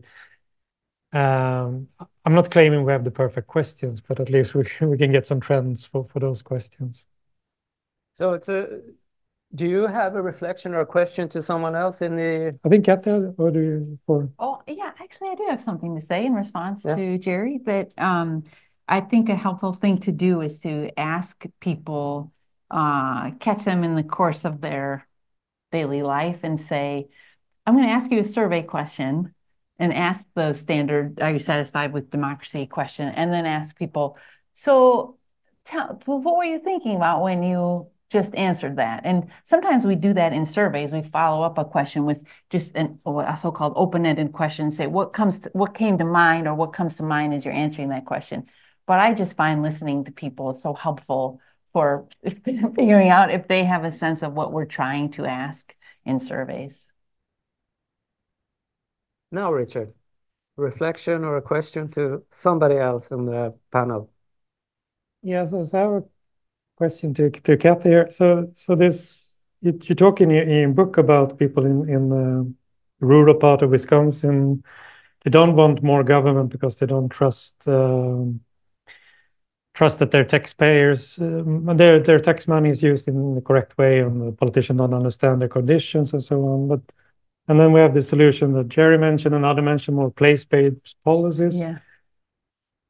Is that a solution, or is it a mirage? Or no, I think it's spot on. I mean, I think there's definitely something to be said for the fact that policies made by people who've lived in urban areas all their lives and are most familiar with urban concerns and constraints aren't not necessarily a good fit for some rural areas, and that there's even if people think the same and have the same values across places, their communities are different just in terms of the constraints, whether it's like the nature of the geography or the density of the population or the infrastructure that's already there. So I think place-based policy, we are feeling this in the United States, certainly it is it's necessary. Yeah, maybe not all policies, but makes sense that one size shoe does not fit all feet. Yeah. Now, Kathy. Well, so I have a question for you. So I find these results that people in rural and urban areas both perceive that that urban and rich areas are preferenced in policy.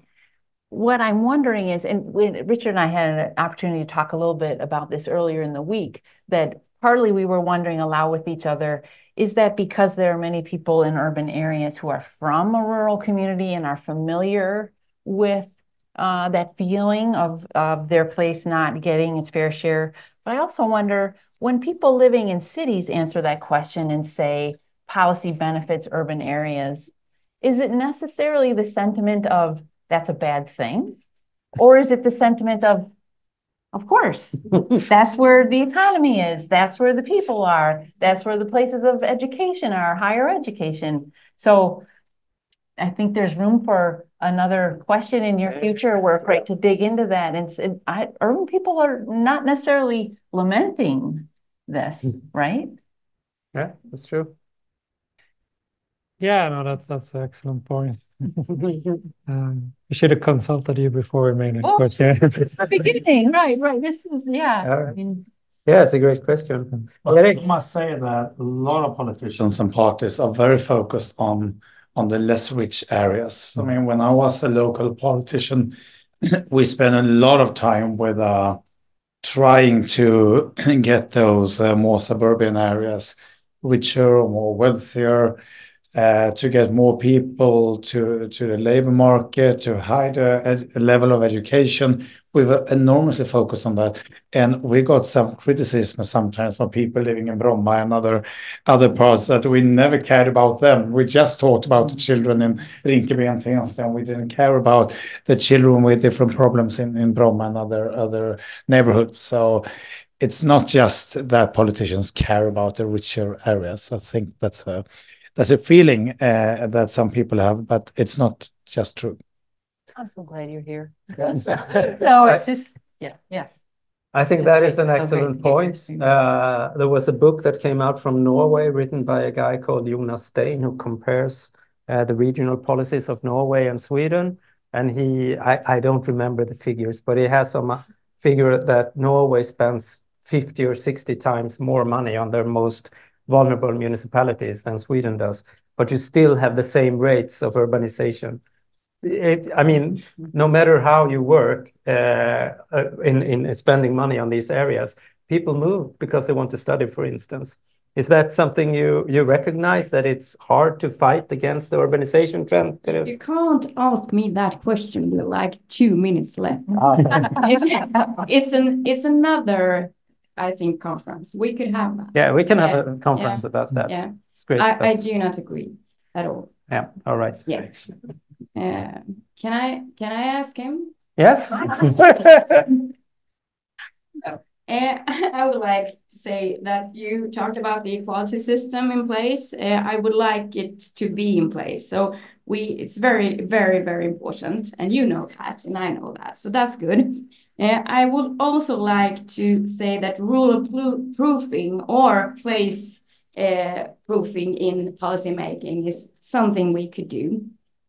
What I would like to do, everyone, is to help not to spread this bias about how rural areas and people living in rural areas are like.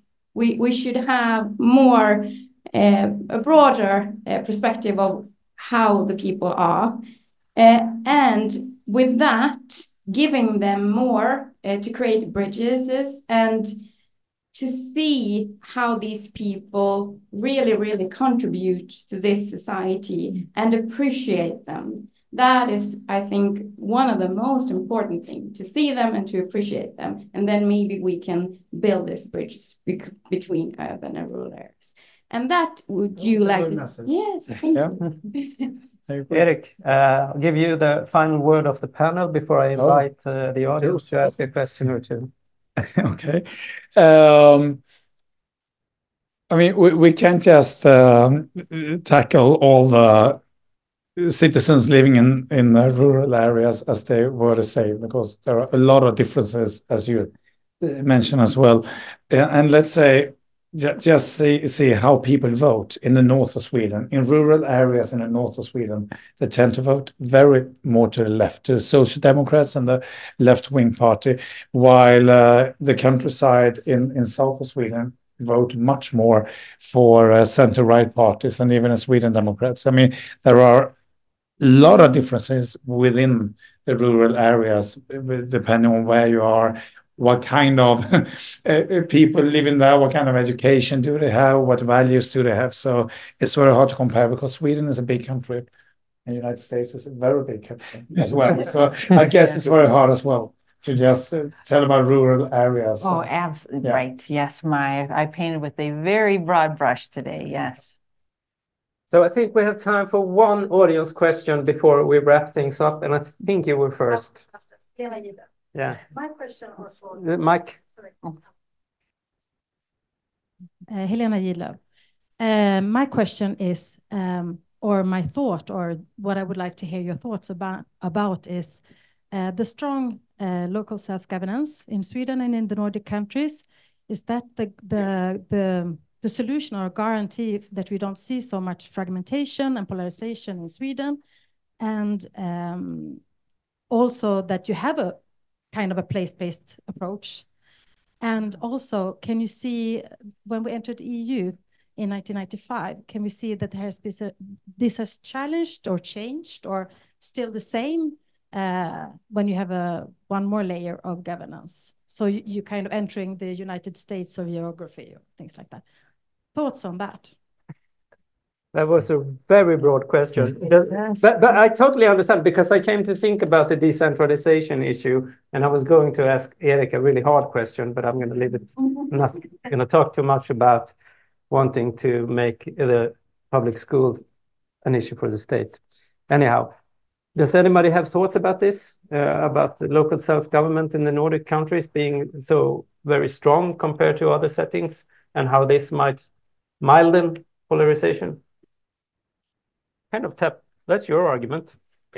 It is. And I think the crucial dynamic would be not just local self-government, but local self-government with sufficient resources to support that self-government. Because you could imagine another system of local self-government where people were told that they're free to make any decisions they like. They just don't have any resources that enable them to make those decisions.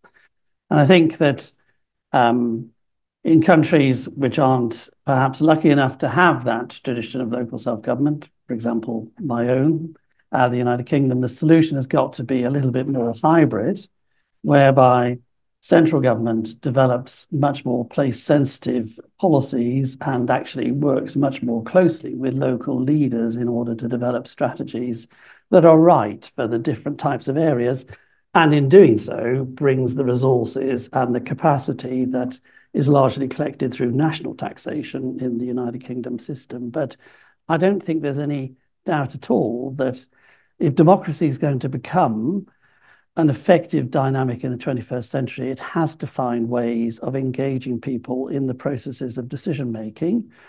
What lies behind an awful lot of what we've been talking about is people feeling that decisions are made without their engagement or without their involvement. Place-based sensitivity or properly resourced local self-government seem to me one of the most obvious ways of responding to that challenge. These were excellent final words, because we are 2 minutes over our time, and I thought we would quit earlier.